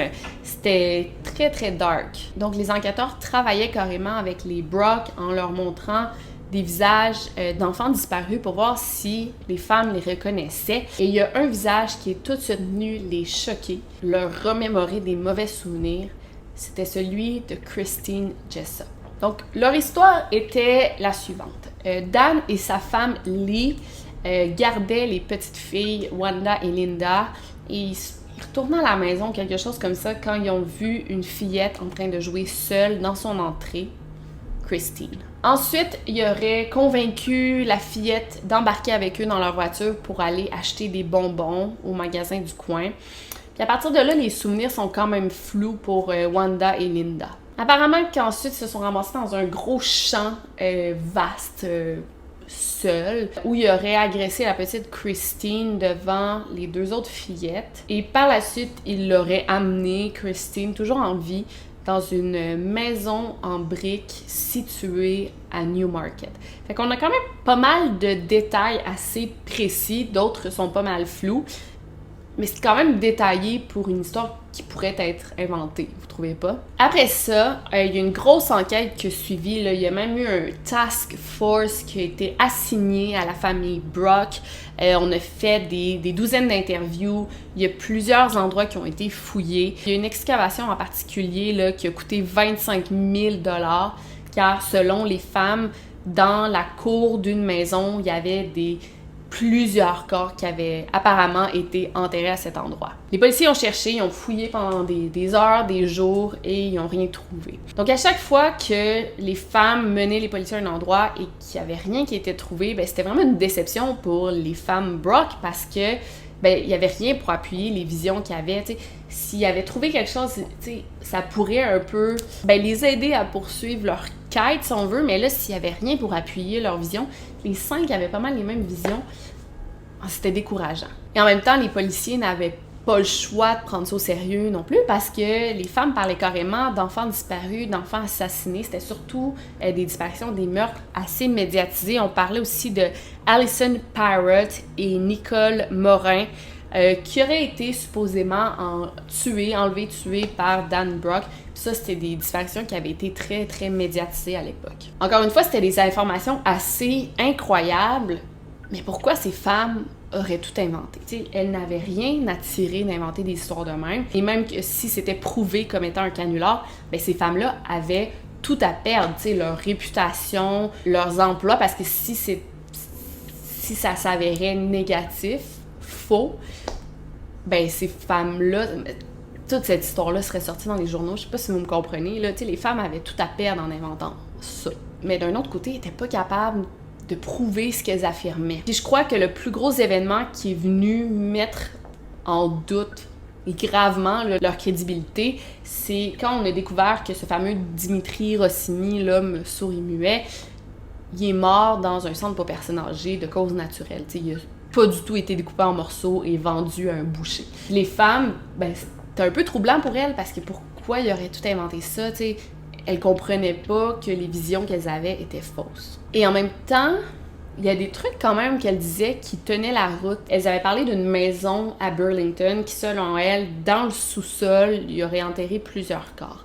Donc, il y a eu une excavation, là, ils ont fouillé cette maison-là et ils ont trouvé, ben ils n'ont pas trouvé de cadavre, mais ils ont trouvé qu'effectivement, récemment, il y avait eu comme du mouvement dans la terre, là, selon les experts. Il y a eu un dérangement dans la terre. Puis les femmes avaient quand même dit à plusieurs reprises que les membres de la secte avaient tendance à changer des cadavres de place, à en enterrer, les déterrer, les changer d'endroit. Les femmes avaient aussi donné des détails assez intéressants sur le meurtre de Christine Jessup, des détails qui étaient supposément inconnus du public. Bref, après plusieurs mois d'enquête, les policiers ont dû laisser tomber l'affaire du clan Brock parce que c'était beaucoup de temps, beaucoup d'argent dépensé pour des simples visions. Puis à part de ça, après plusieurs mois à enquêter, ben il n'y avait rien trouvé de super intéressant. Mais ils se questionnent quand même, et après toutes ces années, je pense que c'est des questions qui restent pour ce corps de police-là. S'il avait continué, est-ce qu'il aurait pu découvrir le tueur en série le plus prolifique de l'Ontario? Et s'il avait continué, est-ce qu'il aurait pu résoudre plusieurs cas non résolus de l'Ontario? On ne saura jamais.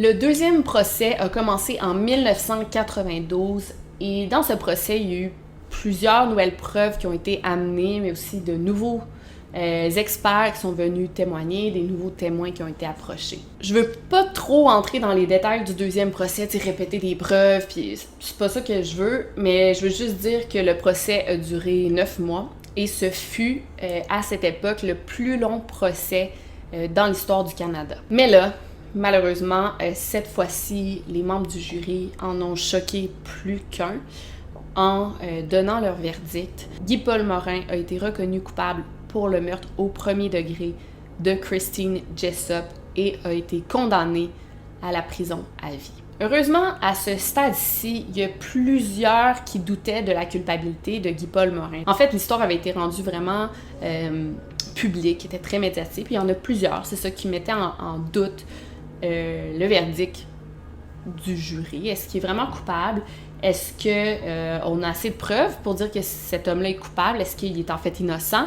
Puis est-ce qu'il a eu droit à un procès équitable? C'est là qu'il y a une organisation nommée Justice for Guy-Paul Morin Committee a pris forme. Le but du comité était, entre autres, d'aider Guy-Paul Morin à faire appel à cette décision, donc éventuellement de se diriger vers un troisième procès, mais aussi de pouvoir être libéré sous caution en attendant l'appel de la décision, soit un troisième procès. Le groupe a effectivement réussi sa tâche, heureusement, parce qu'ils ont réussi à libérer Guy-Paul en 1993 en attendant un troisième procès qui allait avoir lieu. Et d'ailleurs, ce comité-là a changé de nom par la suite, c'est devenu Innocence Canada et il aide encore d'autres personnes qui ont été victimes d'erreurs judiciaires au Canada. Nous sommes maintenant rendus en 1993 et on est vraiment dans les débuts là, de la technologie ADN. On se prépare pour l'appel de Guy-Paul Morin, mais on espère aussi l'exonérer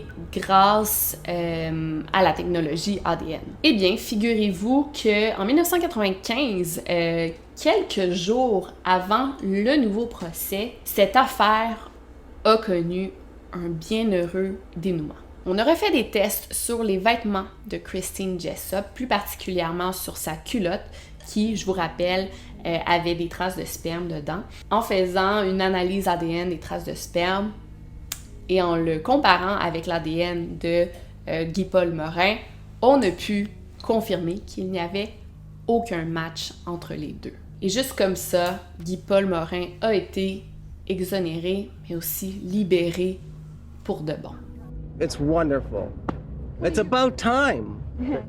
I know, I didn't do it. I did not kill Christine Jessup. It's as simple as that. And finally, as I said, DNA has exonerated me 100%. And I'm happy the way things have turned out. What are you going to do now, today, the rest of the day? I think it's time to celebrate. Suite à ces résultats, le procureur de la Couronne a présenté des excuses publiques auprès de Guy-Paul Morin et de sa famille. Et 10 ans après son arrestation, après avoir passé 18 mois en prison, il a enfin été innocenté. Après ça, c'est la police de Toronto qui a repris le dossier. Ils ont interrogé plus de 300 suspects. On a analysé leur ADN, on a vérifié leur alibi et ils ont tous été éliminés comme suspects.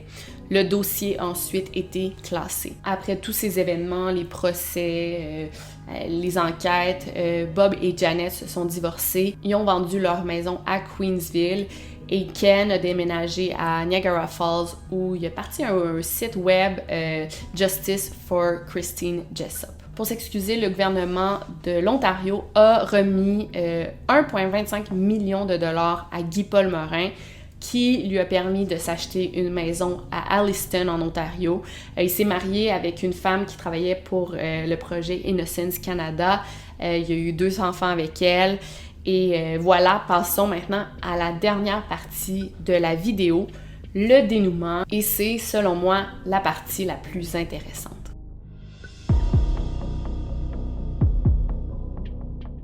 Donc, Steve Smith est un enquêteur de la police de Toronto depuis 1996.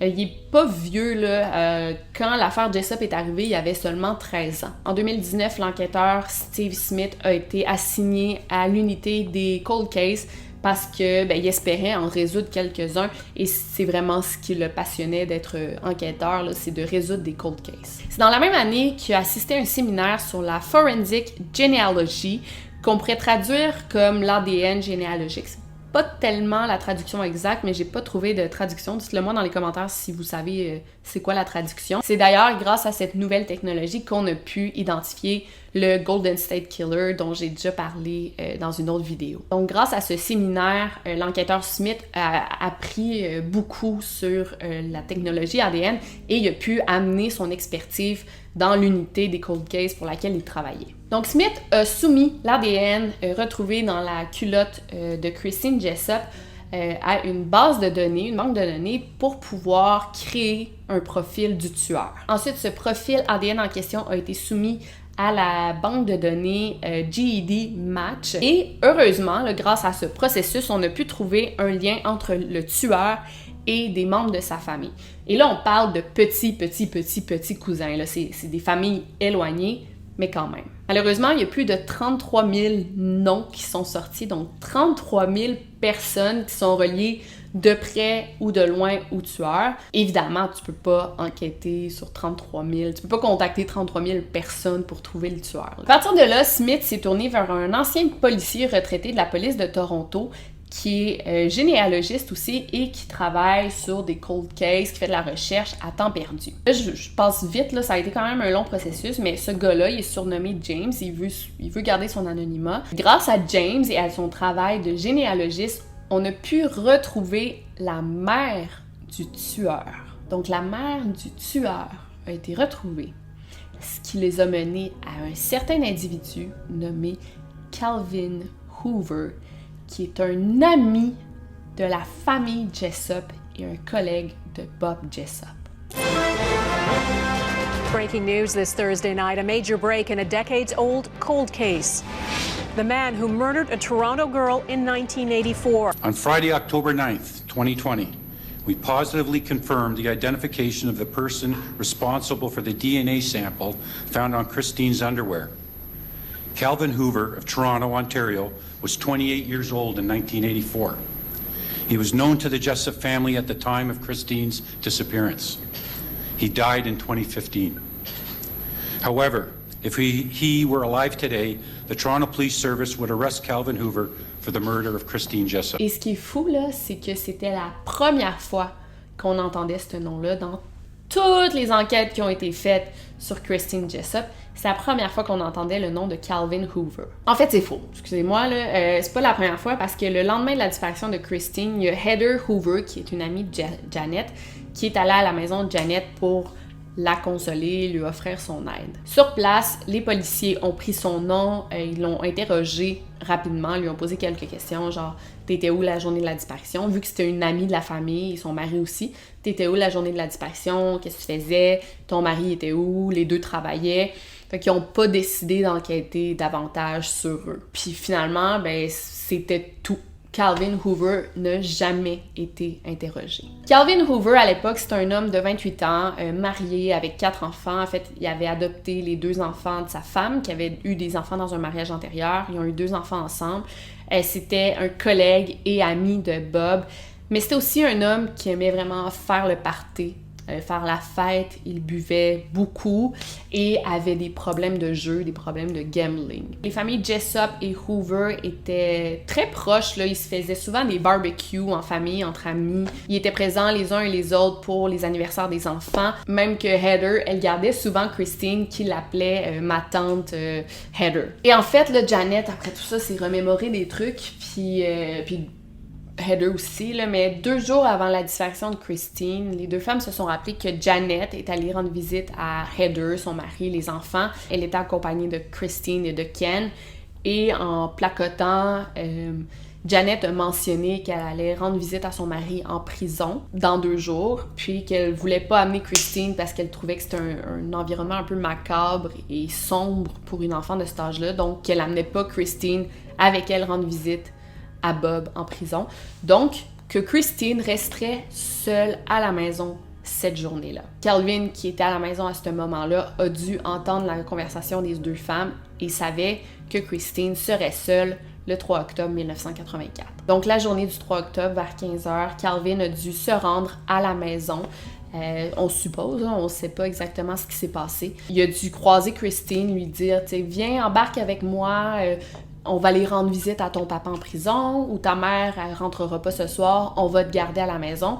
Et comme Christine le connaissait, c'est un ami de la famille, elle a dû embarquer avec lui avec toute la confiance du monde. Calvin Hoover, c'était un ami proche de la famille. Il a aidé aux recherches, il a assisté aux funérailles, il n'y avait aucun passé criminel, aucun comportement déviant ou qui devrait être enquêté. Il n'y avait aucun historique, il n'y avait rien. Fait que c'était comme un peu le cauchemar des enquêteurs. Jamais on aurait pu le soupçonner, là. Malheureusement, on peut pas dire que justice va être rendue à la petite Christine, car en 2015, Calvin Hoover s'est enlevé la vie dans son garage suite à plusieurs épisodes de dépression et d'anxiété. Il s'est enlevé la vie 31 ans après avoir enlevé celle de Christine. Donc voilà la fin de l'histoire. C'est vraiment une tragédie. Puis en fait, j'ai vu des documentaires sur le sujet, puis c'était nommé comme un meurtre, 2 tragédies, parce qu'il y a un homme innocent qui a été persécuté une bonne partie de sa vie. Il a passé du temps en prison. Les gens avaient des soupçons sur lui. Il a perdu des amis, il a perdu des emplois. Fait que sa vie a été réellement une tragédie lui aussi pendant plusieurs années. Et ben, faut pas oublier la petite Christine qui est décédée en faisant confiance à un ami de la famille. Puis la famille de la petite Christine qui, elle, n'aura jamais vraiment de justice après la mort de leur fille. Puis finalement, le vrai coupable était sous leurs yeux tout le long. C'était un homme en qui ils avaient confiance. Puis il a réussi à s'évader. Pas à s'évader, mais il a réussi à échapper à la justice en s'enlevant la vie. Quelle horreur! Donc pour terminer, je veux juste rappeler que les sources de cette vidéo proviennent de ce livre, Red Rum, The Innocent. Puis en lisant le livre, vous allez voir pourquoi ça s'appelle comme ça. Là c'était une partie que je voulais pas entrer. Puis je trouve pas que c'est particulièrement important dans cette histoire-là. Mais je vous le recommande, ceux qui parlent anglais, qui veulent s'embarquer dans un bon livre de true crime. Moi, je l'ai lu, je l'ai dévoré. Je l'ai lu sur plusieurs mois, mais j'avais toujours hâte de le lire. Là. C'est vraiment une très bonne lecture. Je vais mettre le lien Amazon dans la barre d'infos. Il se vend juste en usagé. Là. J'ai pas réussi à le trouver en neuf. Je sais même pas s'il se vend encore, mais voilà. Puis c'est tout pour aujourd'hui. Merci d'avoir été présent et avoir embarqué, j'espère, tout au long de la vidéo. Et merci aussi d'être présent à chaque semaine quand je publie. C'est toujours apprécié. Je vous dis pas toujours merci, mais merci d'être là, de participer, de partager. Puis ça fait plusieurs années déjà que je fais ça. Puis ben, la majorité d'entre vous sont encore présents comme au premier jour. Fait que voilà. Sinon, ben, c'était Victoria Charlton. J'espère que vous avez apprécié cette petite heure, je crois. Je sais pas encore ça va durer combien de temps. Mais cette petite heure et demie en ma compagnie. Et on se voit très bientôt pour une nouvelle vidéo. N'oubliez surtout pas de garder l'œil ouvert. Over and out.